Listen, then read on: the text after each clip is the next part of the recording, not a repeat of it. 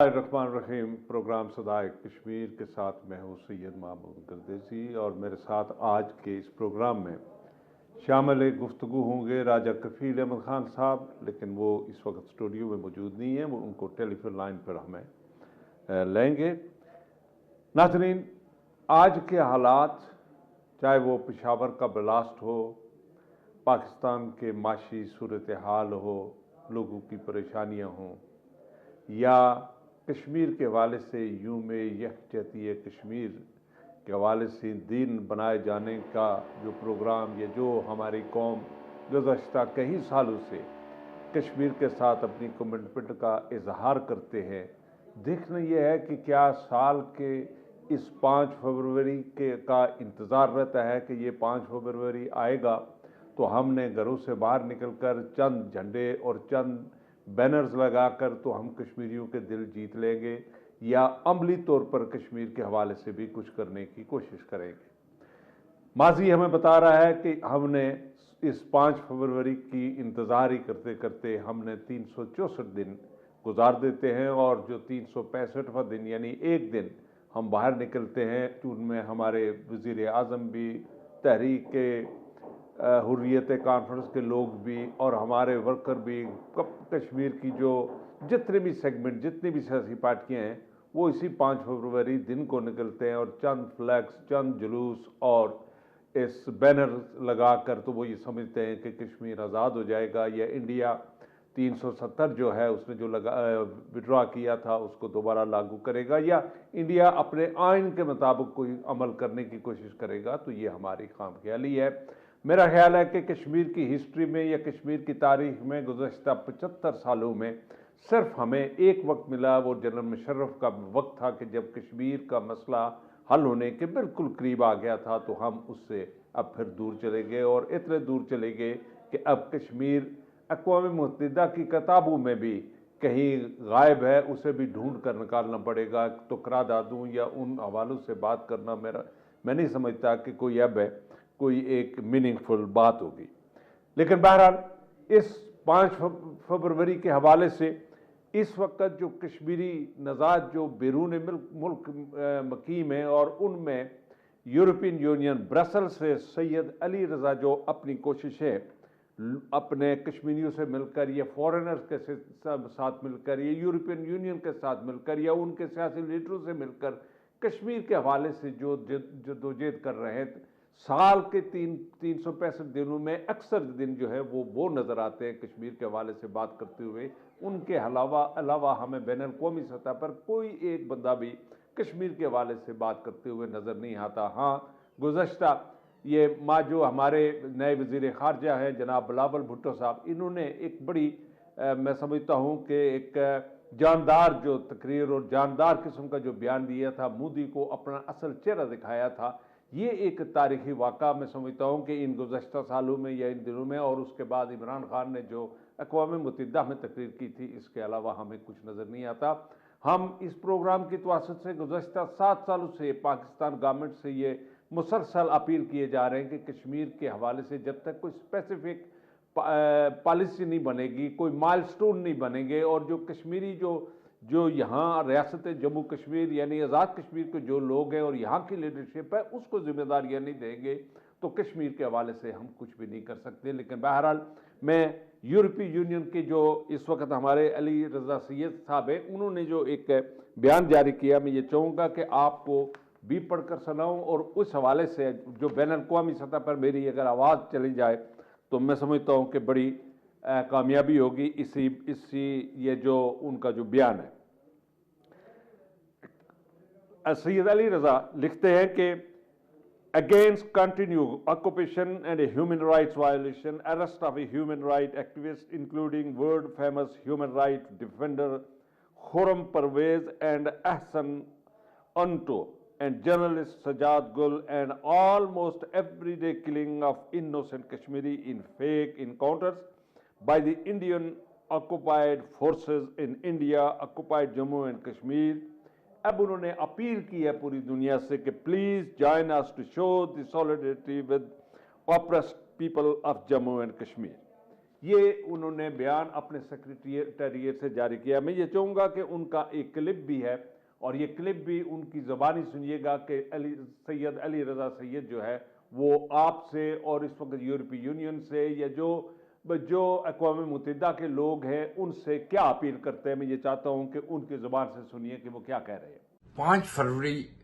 پوری دنیا میں کشمیریوں کے ساتھ یکجہتی کا اظہار کیا جاتا ہے. یہ ان مظلوم کشمیریوں کے ساتھ جن پہ بھارت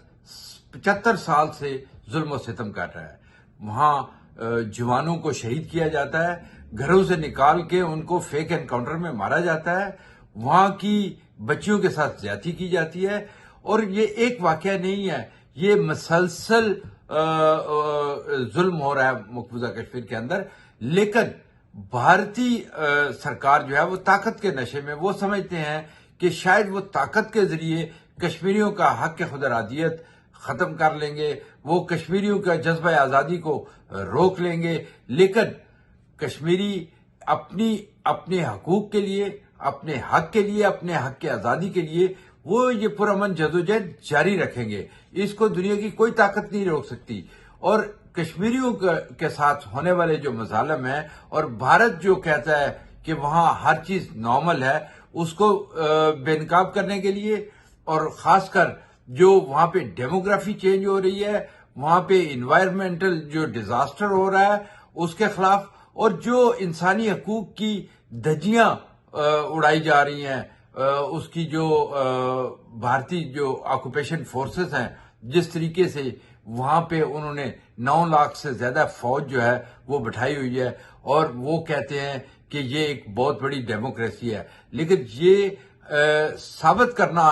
ہمارا کام ہے کہ دنیا کو یہ بتائیں کہ وہ ڈیموکریسی نہیں ہے، وہ ایک فاشسٹ حکومت ہے اور قابض حکومت ہے جو مقبوضہ کشمیر کے اندر ظلم و ستم کر رہی ہے. تو اس لیے کشمیر کونسل ایو ہر سال کی طرح اس دفعہ بھی 5 فروری کا جو دن ہے اس کو یوم یکجہتی کینڈل لائٹ کے ساتھ ہم اس کا اہتمام کر رہے ہیں. تمام دوستوں سے اپیل ہے کہ وہ اس میں شامل ہوں اور اپنی کشمیریوں کے ساتھ، مظلوم کشمیریوں کے ساتھ اپنی یکجہتی کا اظہار کریں. کشمیری اپنے حقوق کے لیے یہ جدوجہد جاری رکھیں گے جب تک کشمیریوں کو ان کا بنیادی حق کی آزادی نہیں ملے. تھے علی رضا سید جنہوں نے برسل سے یہ اپنا بیان جاری کیا ہے. اسی کے ساتھ ناظرین، ہمارا جو پشاور میں جو بلاسٹ ہوا ہے، ایک طرف ہمارے اندرونی صورتحال یہ ہے کہ ہم اس وقت معاشی طور پر، اور دوسری طرف سے یہ جو دہشت گردی ہے، اور اس حوالے سے ایک شاعر نے کس قدر خوبصورت کہا کہ کوئی مسجد میں کھڑا ہو کے خدا سے پوچھے ایسے کرتے ہیں گھر آئے ہوئے مہمان کے ساتھ. یعنی ہم مسجد میں اپنے نمازیوں کو، ان مسلمانوں کو بھی نہیں بخشتے، نہیں چھوڑتے جو نماز پڑھنے آتے ہیں. یہ کس قسم کا اسلام لانے کے لیے یہ کوئی دہشت گرد تنظیم ہے؟ وہ کس قسم کا اسلام لانا چاہتے ہیں؟ وہ کس کے ہاتھوں کھیل رہے ہیں؟ وہ کون سی ایجنسی یا کون سی قوت ہے کہ جو یہ بلاسٹ کرا کر تو پاکستان کا شیرازہ بندی کرنے کی وہ جو میں سمجھتا ہوں کہ اس وقت بندوبست کر چکی ہے. لیکن بہرحال پاکستان کے عوام نے اب دوبارہ پھر کھڑا ہونا ہے، اور کھڑا ہو کر تو اس دہشت گردی کے خلاف مل کر جہاد کرنا ہے. اور انہوں نے یہ دیکھنا ہے کہ یہ جو ہمارے خلاف جو قوتیں ہیں جس میں انڈیا سر فہرست ہے، اگر ہم ان کو کوئی آنکھیں نہیں دکھائیں گے، یہ ہماری جو افواج پاکستان ہے وہ اس حوالے سے کوئی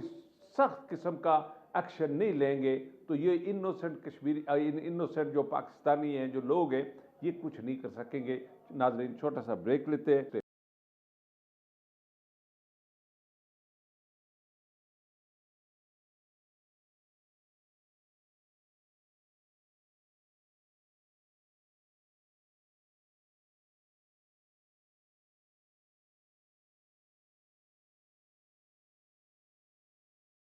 ناظرین، تو آج کے ہمارے پروگرام میں ہمارے جو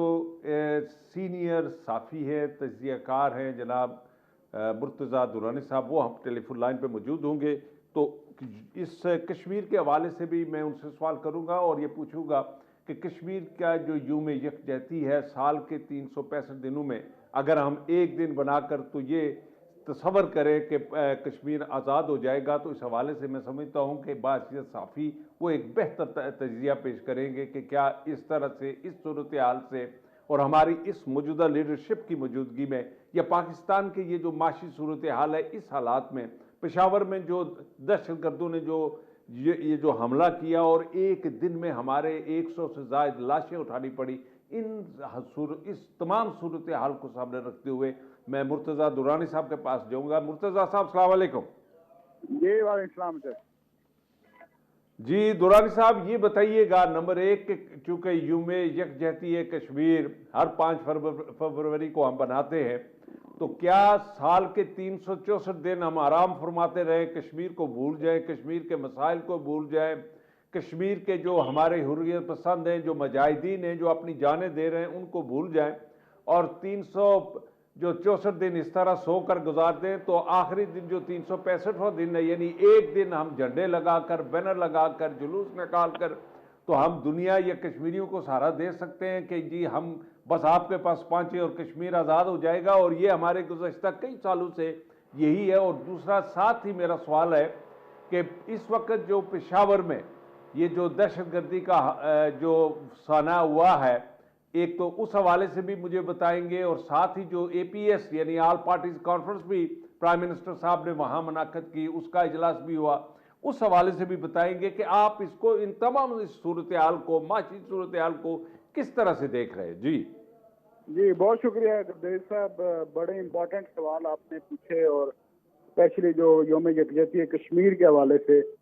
5 فروری کا جو دن ہے، بڑا ہی سگنیفیکنٹ دن تھا ہمارے لیے، ایسا کہ جس میں کشمیری جو ہیں وہ انتظار کر رہے ہوتے ہیں کہ پاکستانی قوم جو ہے ان کے ساتھ یکجہتی کا اظہار کرے۔ یہ اس دن کو یاد دلانے کے لیے ہوتا ہے، لیکن بدقسمتی سے اب آہستہ آہستہ جو ہے وہ پاکستانی قوم کے، پاکستان کے عوام کے ذہنوں سے کشمیر جو ہے وہ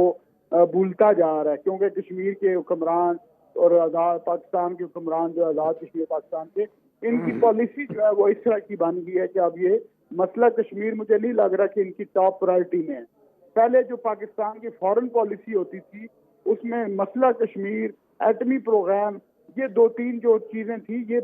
ٹاپ پرائرٹی ہوتی تھی۔ پہلے 2-3 جو ایجنڈا آئٹم ہوتے تھے اس میں آپ دیکھا کہ اس گزشتہ چند سالوں میں اب ہماری یہ پرائرٹی نہیں رہی ہے۔ کشمیر پہ ہم صرف ایک پالیسی سٹیٹمنٹ دے دیتے ہیں، کشمیر پہ ہم صرف ایک مذمتی بیان کبھی کبھی جاری کر دیتے ہیں فارن آفس سے، لیکن اب بدقسمتی سے اس طرح کی سپورٹ پاکستان گورنمنٹ کی طرف سے، پاکستانی عوام کی طرف سے کشمیری کو نہیں مل رہی جو ماضی میں ملتی رہی ہے۔ اب کشمیری عوام بھی یہ سمجھتے ہیں، اور کشمیری عوام بھی مایوسی کا شکار ہے۔ میری بھی کشمیر میں، مقبوضہ کشمیر میں لیڈرشپ کے ساتھ بات چیت رہتی ہے، میں رابطے میں رہتا ہوں، ان کو انتہائی شدید مایوسی ہے کہ وہ یہ کہہ رہے ہیں کہ ہم پچھلے 60 سالوں سے پاکستان کے استحکام کی، پاکستان کی بقا کی جنگ لڑ رہے ہیں، اور کشمیریوں نے 3 نسلیں اپنی جو ہیں وہ قربان کر دیں پاکستان کے لیے، اس کلمے کے لیے، لیکن آج جو پاکستانی حکمران ہیں یا پاکستان کی اسٹیبلشمنٹ ہے یا پاکستان کے عوام ہیں، انہوں نے کشمیریوں کو بالکل تنہا چھوڑ دیا ہے۔ میں بدقسمتی سے یہ کہہ رہا ہوں، پھر ایک بار ریپیٹ کر رہا ہوں کہ کشمیری اب بالکل تنہا ہیں۔ کشمیریوں کو صرف ایک اخباری بیان، ایک ٹی وی پہ مذمتی بیان اور 5 فروری کے دن کے لیے چھوڑ دیا گیا ہے، باقی اس کے بعد پرسان حال ہی نہیں ہے کشمیری لیڈرشپ کا۔ وہاں پہ کشمیر میں جو ہے حریت کانفرنس کے دفتر پہ قبضہ کر لیا گیا، حریت کانفرنس کا دفتر بند کر دیا گیا، کیونکہ ان کو، انڈین گورنمنٹ کو، ہندوستان کے حکمرانوں کو یہ پتہ چل گیا کہ پاکستان کے حکومت اور اسٹیبلشمنٹ نے کشمیر سے اپنے آپ کو الگ کر لیا، اور یہ ان اناؤنس پالیسی مجھے دکھائی دے رہی ہے، جس میں نہ تو گورنمنٹ آف پاکستان اس میں واضح پالیسی بتا رہی ہے، اور نہ ہی وہ یہ کہہ رہے ہیں ہم کشمیر سے دستکش ہو۔ میں یہ پھر ریپیٹ کروں گا کہ مقبوضہ کشمیر میں مایوسی کی لہر ہے۔ مقبوضہ کشمیر کے مسلمان، ہمارے کشمیری بھائی بہت مایوس ہیں۔ وہاں پہ حریت کانفرنس کے دفاتر بند کر دیے گئے۔ ابھی 5 فروری ہم کس لحاظ سے منا رہے ہیں؟ یہ کہ 5 فروری کے بعد اگلے سال پھر 5 فروری آئے گا، اور ایک سال میں ہزاروں جو ہیں پھر کشمیری شہید ہو جائیں گے۔ ان کو کون، وہ جو ہے ان کا کوئی پرسان حال نہیں ہے۔ وہاں پہ جو ہماری ماؤں بہنوں کی عصمتیں لوٹ رہی ہیں، ہمارے جو ہیں وہ گھر وہاں پہ لوٹ رہے ہیں۔ آپ کو پتہ ہے گردیش صاحب، وہاں پہ اگر کسی گھر میں شک ہو جائے کہ کوئی کشمیری مجاہد وہاں پہ موجود تھا، تو اس گھر کو इंडियन आर्मी ब्लास्ट करके पूरे घर को उड़ा देती है। उसको आप खुद सर्च कर लें यूट्यूब पे, उसको ब्लास्ट कर दिया जाता है पूरे घर को, चाहे उसमें कश्मीर के हमारे बच्चे, उसमें औरतें, माएँ बहनें, बूढ़ी औरतें वो बैठी हों, बेशक वो बाहर से डायनामाइट लगाते हैं, पूरे घर को ब्लास्ट कर देते हैं। और वो ये मैसेज दे रहे हैं कि अगर आपने किसी कश्मीरी मुजाहिद को या कश्मीरी मिलिटेंट को अपने घर में भी दुरानी साहब इसी हवाले से हाल ही में मोदी ने डॉक्टर जाकिर नाइक से राब्ता किया, तो मैं ये चाहूँगा कि आप ये जो मोदी ने जो डॉक्टर जाकिर नाइक से बात की और जाकिर नाइक साहब का जो मैसेज था वो मैं अपने नाजरीन के साथ शेयर करना चाहता हूं कि मोदी ने किस कंडीशन पर जाकिर नाइक को माफ करके इंडिया वापस आने की इजाजत दी और उस जो सवाल रखा वो क्या था, ये जरा मैं चाहूंगा कि हमारे नाजरीन जो हैं वो जाकिर नाइक की जुबान से सुने। ने डॉक्टर जाकिर नाइक के सामने रखी कि आप कश्मीर में हम जो कुछ कर रहे हैं उस हवाले से आप हमारी सपोर्ट करें और कश्मीरियों के खिलाफ बात करें, तो उस पर डॉक्टर जाकिर नाइक का जो जवाब था वो हमने आपकी नजर किया। नाज़रीन, इसी के साथ इस वक्त जो पेशावर में ब्लास्ट हुआ है और उस हवाले से भी मैं दुरानी साहब से जानना चाहूंगा। दुरानी साहब, पेशावर का जो ब्लास्ट हुआ, प्राइम मिनिस्टर ने वहां APS भी कल बुलाई और वो कॉन्फ्रेंस भी हो गई, इस हवाले से आप पाकिस्तान की इज्तिमाई तौर पर तमाम लीडरशिप का जो इस वक्त जो एटीट्यूड है दहशतगर्दी के खिलाफ वो क्या, इस हवाले से भी जरा आपने नाजरीन को आगाह कीजिएगा कि किस तरह से लोग सोच रहे हैं, हमारी लीडरशिप क्या सोच रही है, आने वाले दिन इस मासी सूरत हाल में हमारे अवाम क्या फेस करेंगे, किस तरह से ये दिन बसर करेंगे। जी गजई साहब, गुजारिश ये है कि ये इंतहाई अफसोसनाक वाकया था पेशावर ब्लास्ट का, लेकिन मैं आपको एक बात बता दूं कि ये पेशावर ब्लास्ट जो है ये पूरी मनसूबा बंदी के तहत कराया गया। पाकिस्तान को इंटरनेशनली चारों तरफ से घेरा जा रहा है, पाकिस्तान को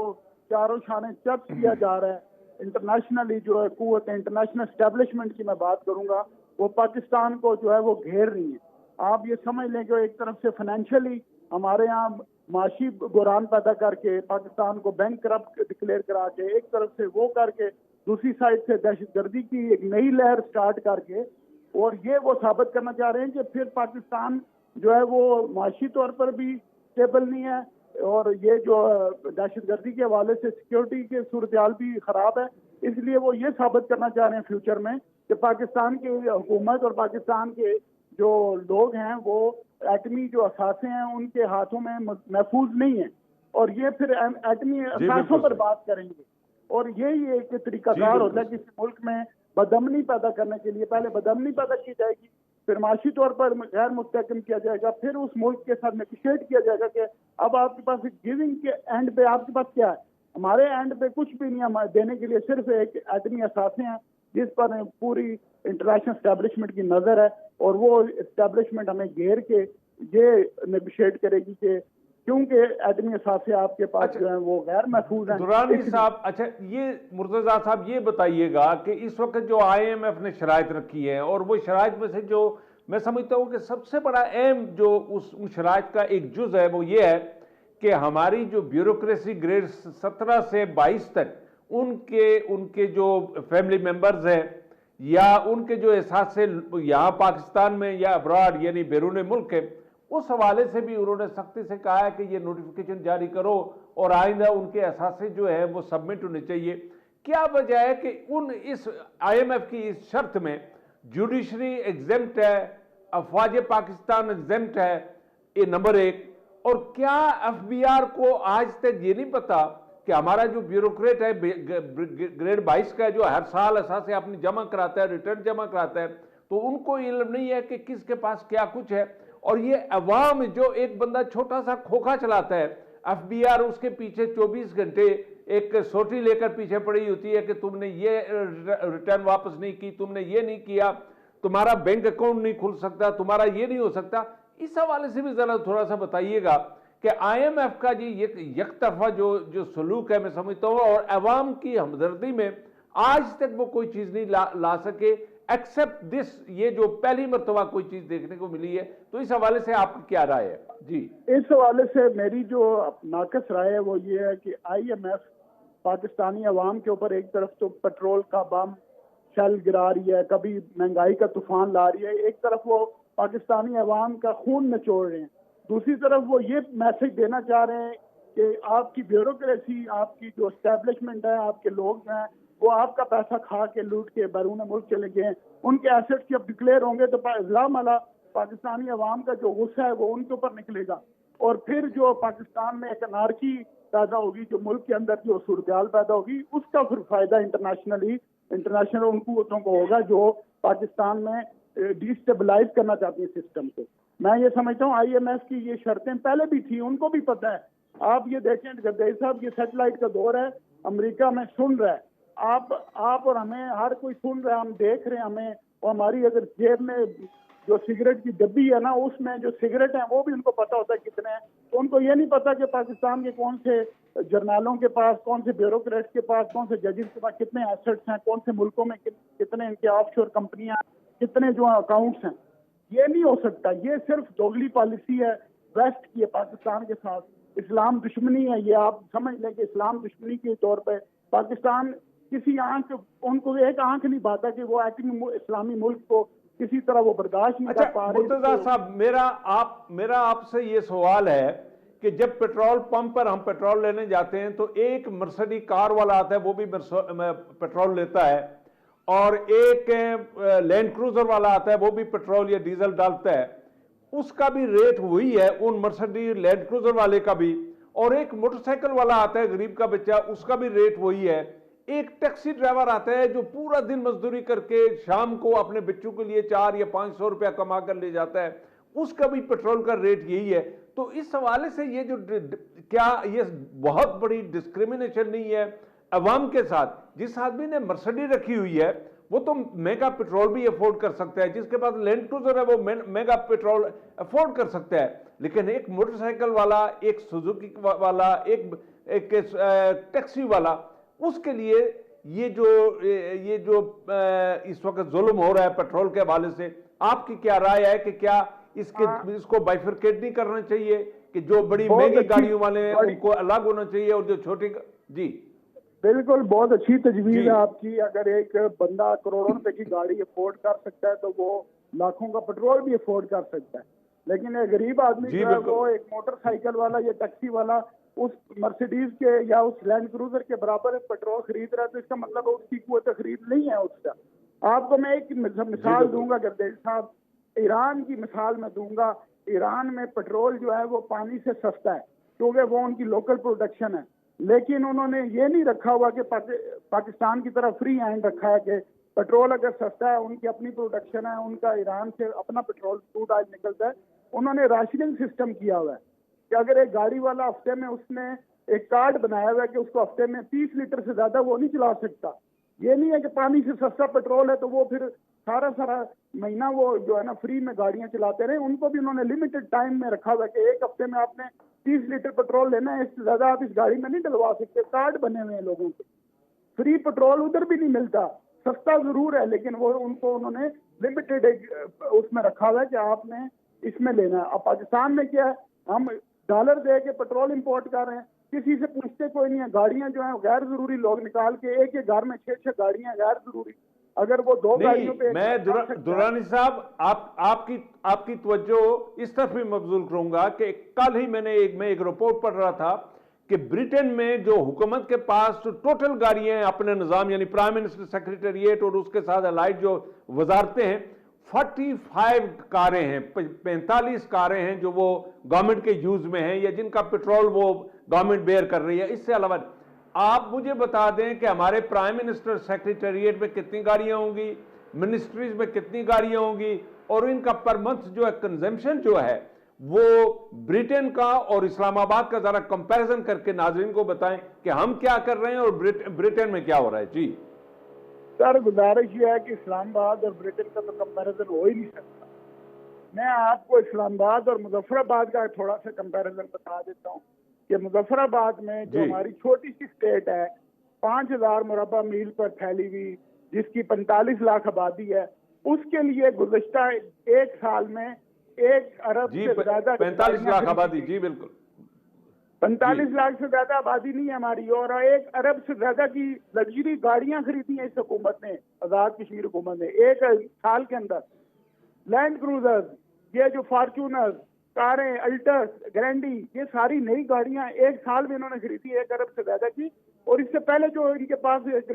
आपको पता है आजाद कश्मीर को पजारो लैंड क्यों कहा जाता है, क्योंकि वहां पे सिर्फ सरकारी गाड़ियां ही होती हैं। तो अगर आप आजाद कश्मीर की ये हालत देखें तो फेडरल गवर्नमेंट में, तो फिर आप सोचेंगे यहाँ तो तबाही है, यहाँ पे क्या हालात होंगे। और फिर उसके बाद पंजाब की और फिर बाकी जो सूबे वहाँ पे क्या तबाही है। ये पाकिस्तान को अब हमने जो है ना अशराफिया का मुल्क बना दिया सिर्फ। आप ये देखें यहाँ पे किसी को किसी की परवाह नहीं है, ये लग्जरी आइटम है। पेट्रोल को भी मैं समझता हूँ ये लग्जरी आइटम है। ये जो बाकी आपने इंपोर्ट पे पाबंदी लगाई है, लग्जरी आइटम जो नाशपाती भी आप जो है वो साउथ अफ्रीका से खरीद के लाते थे, और सेब भी साउथ अफ्रीका से खरीद के आप उधर के डॉलर देते थे। अब वो तो बैन हो गया, लेकिन मुझे लगता है कि इनको पेट्रोल को भी डीजल को भी लिमिटेड करना पड़ेगा, क्योंकि ये भी हम डॉलर दे के खरीदते हैं। हमारा ऑयल बिल जो है अरबों डॉलर में होता है पर मंथ। अभी पाकिस्तान के पास 4 दिन का ऑयल रह गया गर्देजी साहब, 4 दिन का सिर्फ रिजर्व रह गया हमारे पास। हमारे पास ऑयल के लिए डॉलर नहीं होंगे अगले 1 हफ्ते 10 दिन में। हमारी तो माशी हालत ये है। लेकिन अगर आप पेट्रोल पंपों में जाके देखें तो वहाँ की आप लाइनें देखें लग्जरी गाड़ियों की, और वो लोग जो है उनको परवाह ही नहीं है। वो ये समझेंगे पेट्रोल जो है ये जमीन से निकल है। अगर उनके पास कुव्वत खरीद है तो वो रुपीज में पेमेंट करते हैं पेट्रोल की, और गवर्नमेंट पाकिस्तान जो है ना डॉलर दे के पेट्रोल खरीदती है। आप ये देखेंगे हम जो बिजली चलाते हैं, ये फर्नेस ऑयल, आपको खुद पता, आप खुद जो है वो पावर सेक्टर से हैं। फर्नेस ऑयल जो हम जलाते हैं ये पेट्रोल, जो फर्नेस ऑयल जो है वो पेट्रोल की तरह हम खरीदते हैं डॉलरों में। डॉलर जला रहे होते हैं, हमें तो डॉलर चाहिए। पाकिस्तान की इकॉनमी तब चलेगी कि डॉलर आए मुल्क में। हम तो यहाँ से डॉलर देश के लोगों को चला रहे हैं, यहाँ की लग्जरी लाइफ को चला रहे हैं। तो इसलिए मेरा ख्याल है कि ये आप गवर्नमेंट पाकिस्तान को, ये सारी एस्टेब्लिशमेंट, सारे इदारों को बैठ के एक ऐसी पॉलिसी बनानी पड़ेगी जिसमें ये सारी लग्जरी चीजें खत्म हो, गैर जरूरी लोगों का घरों से बाहर निकलना बंद हो, ताकि ये जो है ना उनको पता हो कि मैंने महीने में 200 लीटर पेट्रोल मेरी सीलिंग है, तो मैंने 200 लीटर अपनी प्राइवेट गाड़ी में डाल के चलना है। तो वो फिर अपना प्रोग्राम बनाएगा कि मैंने 200 लीटर जो है किस किस जगह पे सर्व करना है। उसको 200 लीटर के बाद पेट्रोल लेने की इजाजत नहीं होगी। दुरानी साहब, नाज़रीन छोटा सा ब्रेक लेते हैं और उसके बाद राजा कफील साहब को हम टेलीफोन लाइन पर लेंगे और उनसे भी जानने की कोशिश करेंगे कि कश्मीर के हवाले से और मकबूल भट्ट का जो नज़रिया था, क्या वो आज सादक नहीं आ रहा। थोड़ा सा इंतज़ार कीजिएगा, हम will come back very soon. Stay.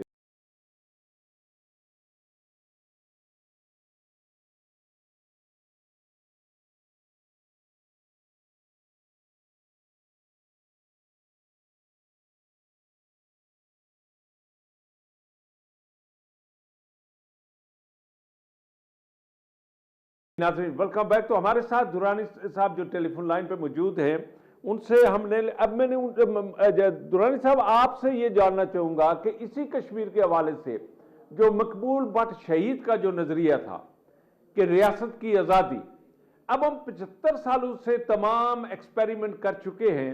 अब आप क्या किस तरह से देख रहे हैं कि क्या उस शख्स का जो नज़रिया था कि कश्मीर की अगर आज़ादी, चूँकि हम ये देख रहे हैं कि 75 सालों में पहली मरतबा जनरल मुशर्रफ के दौर में कश्मीर का मसला जो था वो किसी न किसी सूरत में हल होने के नज़दीक था। अब वो तो दूर चला गया, ख़त्म हो गई बात। इंडिया ने तो 100% वो अपने सारे आईनी अमेंडमेंट करके ख़त्म कर दिया और पूरा काबिज हो गया। इस हवाले से आप किस तरह देख रहे हैं कि कश्मीरियों को क्या अब मकबूल भट्ट की जो का रास्ता जो था वो इख्तियार करना पड़ेगा,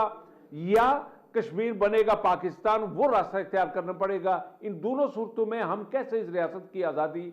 ले सकते हैं, या इसको इसी तरह से ये 2 सदियां और ये सिलसिला चलता रहेगा? जी दुरानी साहब।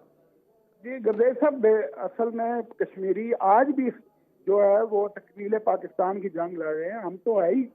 कश्मीर बनेगा पाकिस्तान का नारा लेके बैठे हुए हैं, इसीलिए तो इतनी फसलें उन्होंने नस्लें कटा दी। बेसिकली जो कश्मीर की आज़ादी की बात थी वो ये था कि इंडिपेंडेंट कश्मीर की वो बात करते थे मकबूल भट्ट शहीद। बेसिकली हम उस मंसूबे के तहत, वो तो अगला स्टेप था।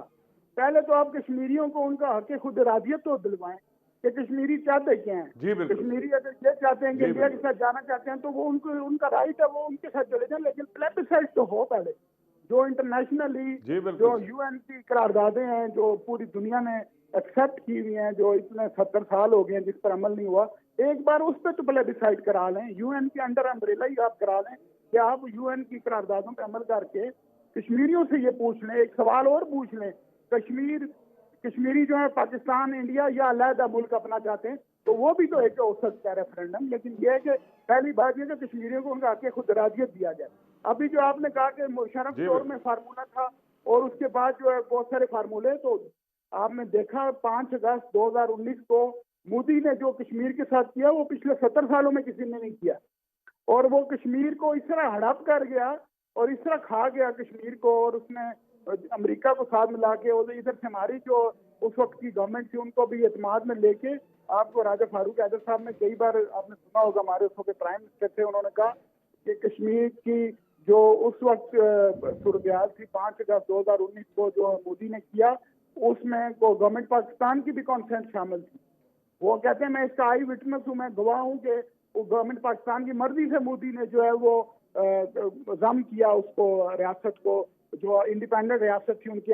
کانسٹیٹیوشن میں بھی، تو اس لیے وہ غیر آئینی اقدام مودی نے کیا۔ اس کے بعد ہم نے ایک ہفتہ جو ہے وہ صرف کھڑے ہو کر ترانہ بجا کر وہ کشمیریوں کے ساتھ دار یکجہتی کیا، اور اس کے بعد ہم خاموش ہو گئے، کشمیریوں کو ہم نے تنہا چھوڑ دیا۔ آج بھی کشمیری اکیلے لڑ رہے ہیں، تنہا لڑ رہے ہیں، نہ ان کو کوئی مورل سپورٹ ہے، نہ ان کو کوئی فائنینشیل سپورٹ ہے، نہ ان کو کوئی ڈپلومیٹک سپورٹ مل رہی ہے۔ تو میں یہ سمجھتا ہوں کہ جو مقبول بٹ کا نظریہ ہے۔ دورانی صاحب، اس وقت مجھے یہ بتا دیجئے گا، آخری یہ سوال ہے کہ مجھے یہ بتا دیجئے گا کہ اس وقت سابق پرائم منسٹر خاقان عباسی صاحب ری امیجن، یعنی پاکستان کے حوالے سے وہ ابھی جو اس وقت حالات ہیں اور ان حالات کو دیکھتے ہوئے وہ ایک فورم انہوں نے کریٹ کیا ہے اور اس پر وہ اس وقت محنت کر رہے ہیں، کیا اسی فورم کے تحت عباسی صاحب کو اس پشاور کے بلاسٹ کو سامنے رکھتے ہوئے، آنے والے الیکشن کو سامنے رکھتے ہوئے، پاکستان میں اس وقت جو سیاسی کشمکش اور جھگڑے طوفان پر ہے، معاشی صورتحال کو سامنے رکھتے ہوئے، کیا آل پارٹیز کانفرنس نہیں بلانا چاہیے اور یہ خاقان عباسی صاحب کو انیشیٹو نہیں لینا چاہیے؟ جی ضرور، شاید خاقان عباسی صاحب بھی سابق پرائم منسٹر ہیں، ان کو بھی اس طرح کانفرنس بلانی چاہیے، لیکن بدقسمتی کی بات ہے کہ وزیر اعظم پاکستان شہباز شریف نے جو کانفرنس بلائی اس میں PTI کے چیئرمین عمران خان نے آنے سے انکار کر دیا۔ آپ دیکھیں کہ ہمارے جو سیاسی لیڈرشپ ہے ان کی پاکستان کے عوام اور پاکستان کی حکومت اور پاکستان کے جو اسٹیٹ ہے، ریاست پاکستان کے ساتھ یہی وابستگی ہے کہ اقتدار میں ہوں تو وہ سارے نعرے لگاتے ہیں، لیکن اقتدار سے باہر ہوں تو وہ پھر اس طرح کی جو قومی مفاد کی کانفرنسوں میں بھی آنے سے انکار کر دیتے ہیں۔ دورانی صاحب، اس میں تو عمران خان صاحب کا یہ موقف ہے کہ چونکہ پرائم منسٹر جو شہباز شریف ہیں یہ اس دہشت گردی کے پیچھے کہتے ہیں کہ یہ عمران خان کا ہاتھ ہے، یعنی اس بلاسٹ کے پیچھے ان کا ہاتھ ہے، اس کی مرضی سے یہ بلاسٹ ہوا، تو وہ کہتے ہیں کہ جب مجھ پر یہ الزام لگائے جا رہے ہیں تو میں ان کی بلائی ہوئی کانفرنس میں کیوں ہوں؟ تو اگر خاقان عباسی صاحب اس وقت جو میں سمجھتا ہوں کہ قومی سطح پر ایک یعنی جن پر کوئی الزام بھی نہیں ہے اور جن کے موقف کی وجہ سے تمام لوگ اب ان کو پسند کر رہے ہیں، اگر وہ بلائیں تو کیا عمران خان، آپ کا کیا خیال ہے کہ ان کی بلائی ہوئی کانفرنس میں نہیں آئے گا؟ میرا خیال ہے عمران خان صاحب کو آنا چاہیے، کیونکہ شاید خاقان عباسی ایک غیر متنازع سیاسی شخصیت ہیں اور انہوں نے ہمیشہ پاکستان کے لیے کام کیا، پاکستان کے مفاد میں کام کیا، تو خاقان عباسی صاحب جو ہیں وہ ایک غیر متنازع شخصیت ہیں اور ان کا ایک بڑا قد کاٹ ہے۔ ان کے والد صاحب جو ہیں انہوں نے بھی پاکستان کی اکانومی میں بڑا اہم کردار ادا کیا تھا خاقان عباسی صاحب مرحوم نے، تو شاید خاقان عباسی صاحب کو ضرور یہ انیشیٹو لینا چاہیے اور اس میں ساری سیاسی جماعتیں جو ہیں وہ ان کے سربراہان کو پاکستان کے مفاد کے لیے آنا چاہیے، ذاتی مفادات، سیاسی مفادات کو بالائے طاق رکھ کر جو ہے اس میں شرکت کرنی چاہیے، کیونکہ یہ پاکستان ہوگا تو ان کی سیاست ہوگی، یہ حکمرانی ہوگی، یہ کرسی تب ہی ہوگی، یہ ریاست رہے گی۔ اگر یہ ریاست کے پاسٹ پہ ہی اپنی سیاست کریں گے تو پھر کیا ان کی سیاست بچ جائے گی؟ اگر ریاست نہیں رہے گی تو ان کی سیاست کیسی رہے گی؟ تو میرے یہ سب سیاسی جماعتوں سے اپیل ہوگی کہ وہ اس طرح کی قومی کاز میں شامل ہوں بغیر اپنے مفادات کے ان کو بالائے طاق رکھتے ہوئے۔ جی دورانی صاحب، بڑی مہربانی، آپ ہمارے ساتھ اس پروگرام میں آپ ہمارے ساتھ رہے، آپ نے پرائم ٹائم دیا، تھینک یو ویری مچ۔ جی ناظرین، اسی کے ساتھ ہی آزاد کشمیر میں اس وقت جو برف باری ہوئی ہے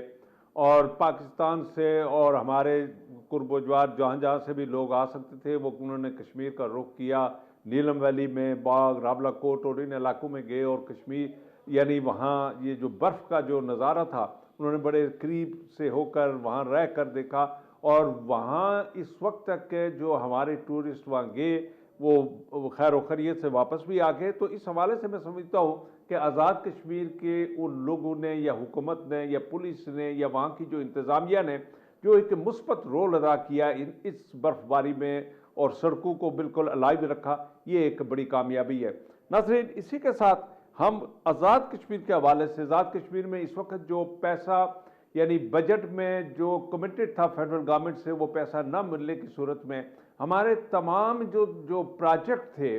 وہ سارے رکے ہوئے ہیں اور کوئی کام نہیں ہو رہا۔ ہماری سڑکیں جو ہے وہ ٹوٹ پھوٹ کا شکار ہیں۔ ہمارے جو نئے پروجیکٹ جو پائپ لائن میں تھے ان میں سے کچھ انیشیٹ ہوئے، کچھ اسی طرح۔ تو آئندہ آنے والے سال میں اگر اسی پروجیکٹ کو ری انیشیٹ کیا جائے گا تو اگر وہ 1 کروڑ روپے کا تھا تو آنے والے سال میں وہ 2 کروڑ کا ہوگا۔ اور پاکستان کا جو سب سے بڑا جو معاشی نقصان ہوتا ہے وہ پروجیکٹس کا ان ٹائم کمپلیشن نہ ہونے کی وجہ سے اس وقت جو مالی نقصان ہوتا ہے، معاشی بحران جو ہوتا ہے وہ اس وجہ سے آتا ہے کہ ہم پروجیکٹ تو پرائم منسٹر جو ہے وہ اناؤنس کر لیتے ہیں، منظوریاں دے دیتے ہیں اور اس کے لیے ٹوکن منی یا ٹینڈر بھی کر لیتے ہیں اور ٹوکن منی جو ہے اس سے وہ اجرا کر لیتے ہیں اور وہ کانٹریکٹر تو موبلائز ہو جاتا ہے، لیکن اس کے بعد پیسہ نہ ہونے کی وجہ سے وہ کانٹریکٹ پورے نہیں ہو سکتے اور وہ کئی سال سے چلتے رہتے ہیں اور وہی پروجیکٹ جو کروڑ کا ہوتا ہے وہ 10 کروڑ اور 20 کروڑ میں جا کر کمپلیٹ ہوتا ہے۔ اس حوالے سے پرائم منسٹر آزاد کشمیر کو فیڈرل گورنمنٹ سے بیٹھ کر یہ معاملہ طے کرنے چاہیے کہ کم از کم جو 28 ارب روپیہ جو تھا وہ تعمیراتی کام کے لیے مختص کیا تھا اس کی بروقت یہاں فیڈرل گورنمنٹ سے ریلیز ہونا ایز بس ضروری ہے۔ اس وقت آزاد کشمیر میں جو بیوروکریسی یا اس وقت وہاں اوور سٹفنگ ہے کہ اس جو لوگوں کی امپلائمنٹ کی ایک منڈی لگی ہوئی ہے، اس حوالے سے بھی دیکھنا ہوگا کہ کیا آئندہ آنے والے وقت میں 1 ارب اور 20 ارب روپیہ جو نان ڈیولپمنٹل جو فنڈز ہیں کیا وہ فیڈرل گورنمنٹ ان کو مہیا کرے گی اور یہ تنخواہیں لوگوں کو دے سکیں گے اور پینشن کے پیسے وہ دے سکیں گے۔ اسی طرح سے جو سب سے بڑا جو نیگلیکٹڈ ایریا ہے وہ ہیلتھ کا ہے کہ ہمارے ہاسپٹلز جو ہے ان کی حالت جو ہے وہاں ڈاکٹر تو موجود ہے لیکن میڈیسن اور بیسک سہولتیں نہ ہونے کی وجہ سے ہمارے لوگ جو ہے اکثریت جو ہے وہ 60 to 70% جو ہے لوگ وہ یہاں اسلام آباد کا رخ کرتے ہیں یا جو ہمارے جو ریاست کے ساتھ جڑے ہوئے پاکستان کے جو شہر ہیں اس طرف رخ کرتے ہیں اور وہاں آ کر ان کا علاج معالجہ ہوتا ہے اور وہی علاج جو ہے وہ وہاں اگر